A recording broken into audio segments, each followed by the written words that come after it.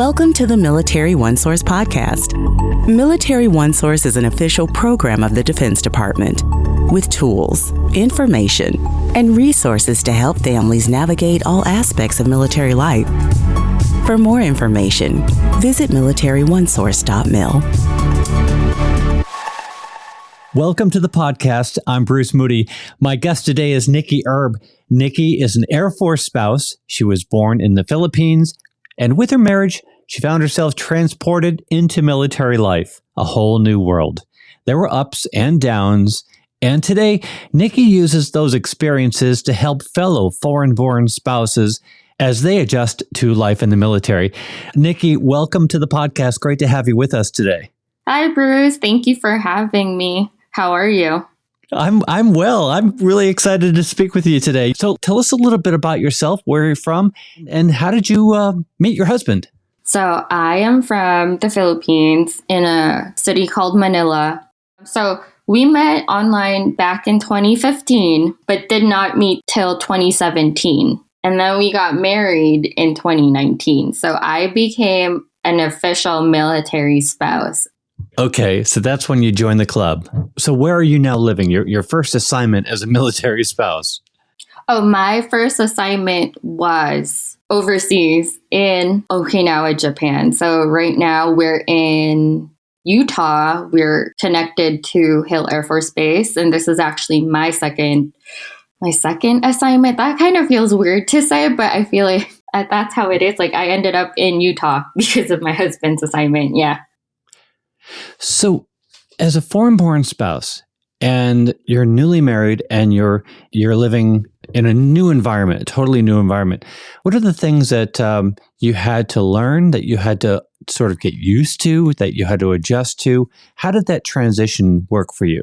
My first assignment, so that was overseas. So that whole thing was very unique. I had to learn the local culture, which was the Japanese culture, on top of the military culture. For the Japanese culture, it was just how they treat their days and how they treated each other. And then for the military, it was the acronyms and the protocols. You're sort of outside looking in. Mm-hmm. So do you sense that there are some benefits to being a foreign-born spouse, or what would you consider being some of the best parts of being a foreign-born military spouse? Not a lot of people have this kind of opportunities, like seeing everything, like the benefits of it all, like the beauty of each culture. I saw the beauty of the Japanese culture where they were gracious and friendly, and they found it so nice when you go out of your way to learn their language. That was one thing that I appreciated. It was never in my plan to live in Japan, and I never exposed myself in their culture. So being put in that position to be in a country where I did not expect myself to be in and embracing their culture is really nice. Like one thing I really loved about the Japanese culture is you just felt safe. You felt safe because you knew that no one's out to get you or no one's gonna hurt you. Like I remember seeing children like young as 4 going to school, walking by themselves, and no one was gonna bother them. And you knew not to bother them because that was how they were raised. They were raised to be independent, and that was like part of their culture. Right. So you're experiencing all this, you're watching all this, and interestingly, because you became an Air Force key spouse. So first of all, tell me what an Air Force key spouse is, but then, how did that experience of watching what was around you and learning from the different points of view and experiences, how did that play into you becoming a key spouse? A key spouse is a volunteer for the Key Spouse program that is spearheaded by the commander of an Air Force squadron. We are basically, what I can say and describe as, we're basically a bridge between the squadron and the civilian spouses. When a spouse has questions regarding the base that we're at, we're usually the ones who would try to give them resources or show them where things are. For example, if we have a spouse who is a first-time mom or a new mom or an expecting mom, we usually reach out to them, welcome them, and give them suggestions or resources. For example, there's a new parent program on base, and we would explain to them what that is. Or when there is a deployment that would happen or will happen, we usually reach out to them and let them know, hey, if you need anything, we're here. That's the gist of what the Key Spouse program is. Well, I have to say, I'm thrilled that you're out there talking about the new parent support program because I love that program. I think it's terrific. It warms me to know that it's being talked about like that. But let's stay on this for a little bit because you're talking to a lot of foreign-born spouses, and you're helping them along, and they're experiencing new things. They're new to the area, or they're new parents. What should the rest of the community understand about some of the challenges that foreign-born spouses are facing? Isolation is a huge one. It's a huge challenge because it can trickle down to a lot of things. I personally have experienced that kind of predicament. I remember when my husband had to go on a TDY, like a work trip, he left the car somewhere else that was not in our apartment because I couldn't drive. Like the thinking back then was I didn't need it because I didn't have a driver's license. And that was like a crippling experience. I didn't like it, to be honest. And I think now when we talk about it as a couple, he regrets doing what he did, as we were newlyweds at this point. So he wasn't really thinking. And it's funny to look back now, but in that moment, it was just like, I remember thinking, what did I get myself into? Like, that doesn't make sense. How am I in a country that isn't my country? I can't drive. I can't go to base. We lived off base. So that was another thing. Like, my husband had an apartment off base. It was 5 minutes away from the base gate, but like, I can walk to the base. They can let me in, but it's such a wide base. It would not make sense for me to walk inside of base.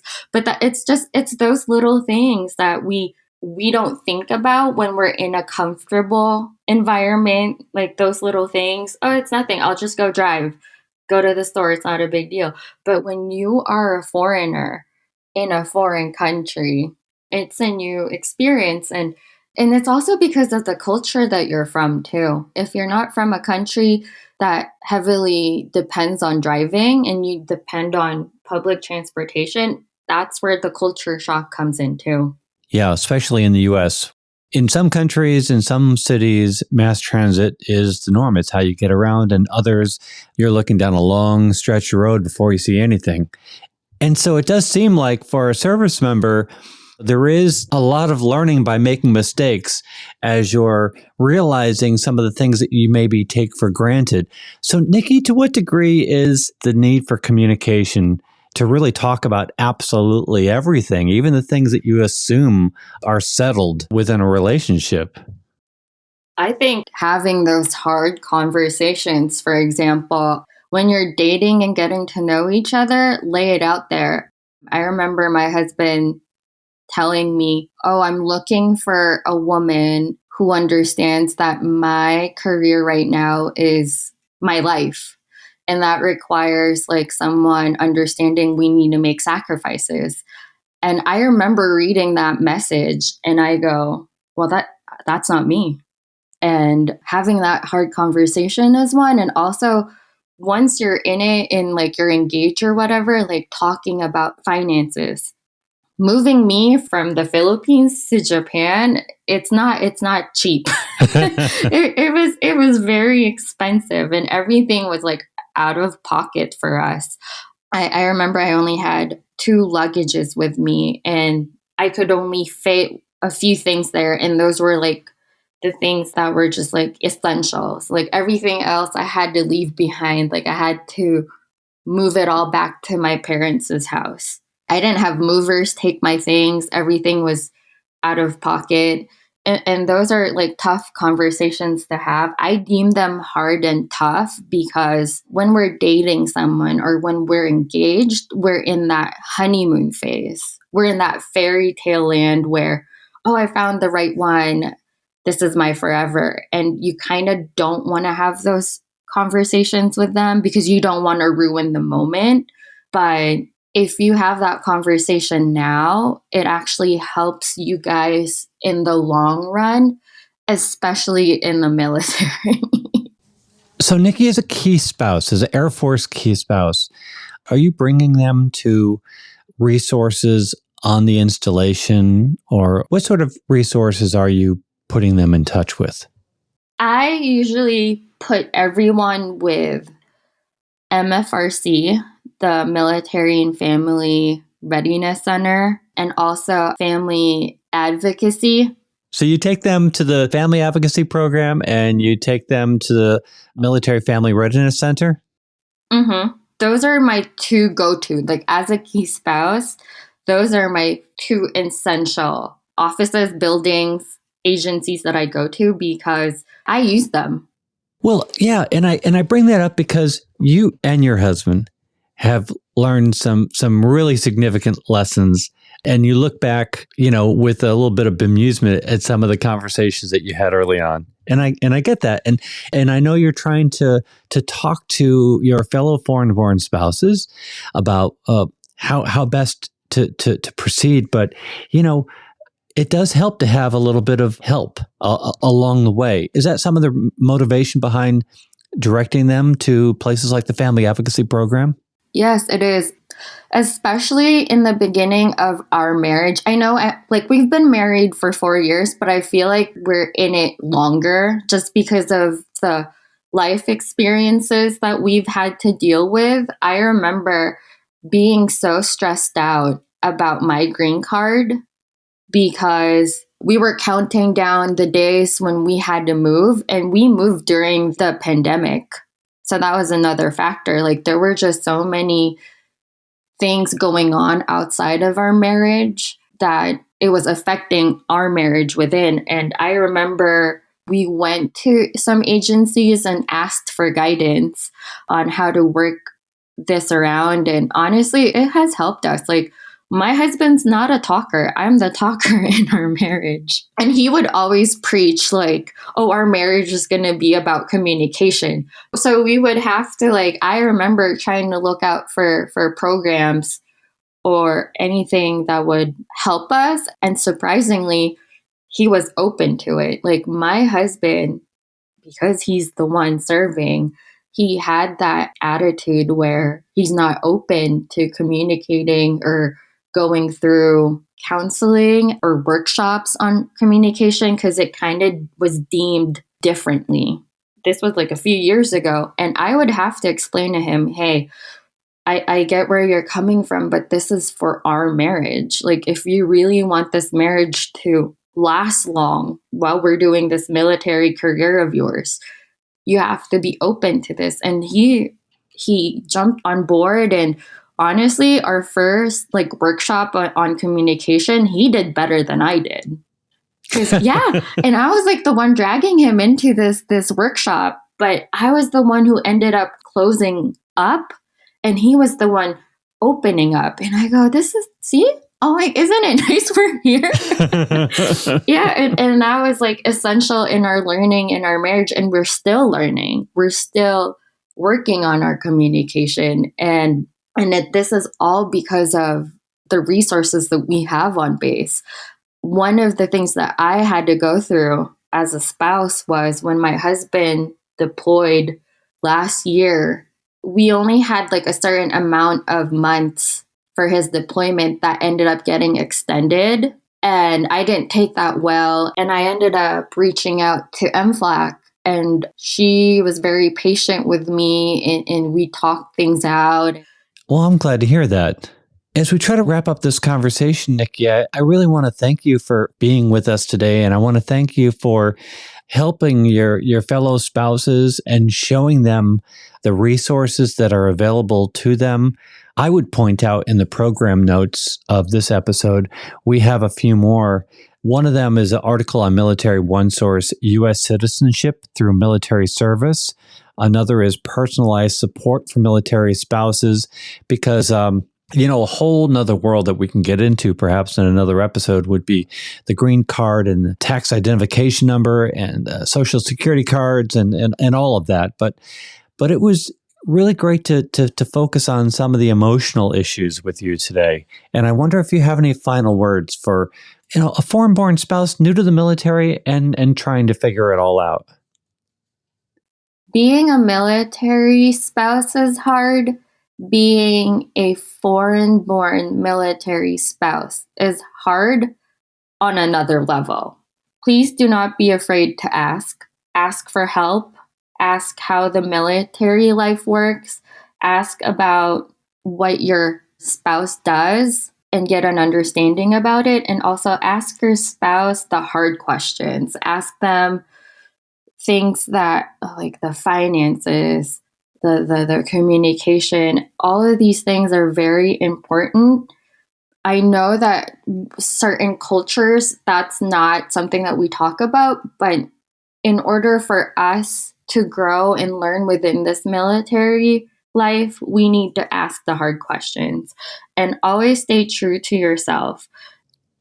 Nikki, it is so great to have you with us today, and I'm so grateful to get to know you and to know that you are a member of the military community. So thank you for joining us today. Yes, thank you for giving me this opportunity too. And I am so glad that we met at the right time, at the right place. Well, I know we have a lot of issues we didn't even touch on, so maybe we'll get together and do another episode with you. Want to remind everybody that Military OneSource is an official resource of the Defense Department, and we would like to hear from you. We have a link in the program notes. Click on it and send us a note. Let us know what you think about today's episode. Let us know if you have any questions or if you have maybe an idea for a future episode. And be sure to subscribe to the podcast, because we cover a wide range of topics that help military families navigate military life. I'm Bruce Moody. Thank you so much for joining me today. Take care. Bye-bye.